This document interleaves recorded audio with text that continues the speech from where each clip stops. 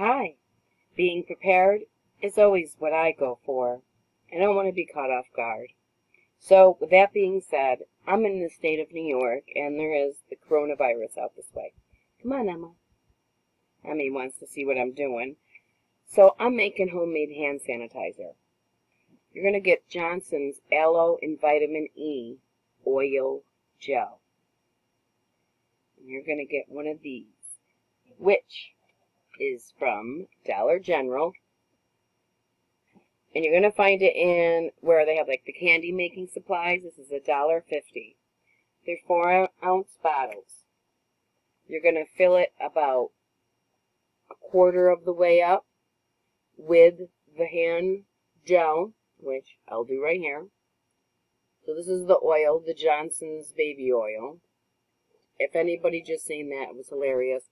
My dog was watching me pour, and she seen it go down in the bottle, and she was like looking under the bottle for like where it could be.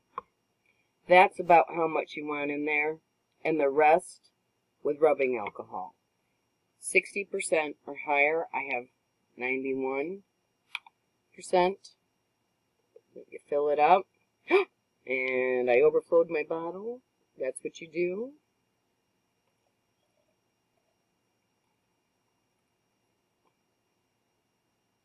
Okay, it's rubbing alcohol. Put this lid on.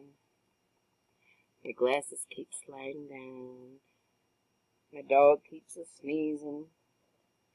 Each one of these lids, too, has, I got it so bright in here. I don't know if you can see. It's got a little white washer in there. And, of course, it's to keep chocolate, and right now it's separated. You've got to give it a vigorous shake or two.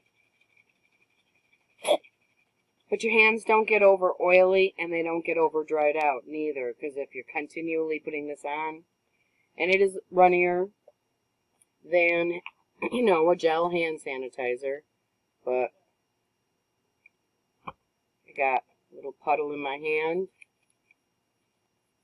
and it's nice because it's not,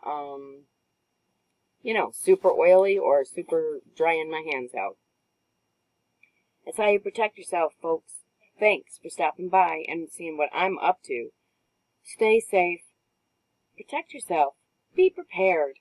Don't panic. Just be prepared. Thanks for stopping and watching me, Silkyfeather, signing off.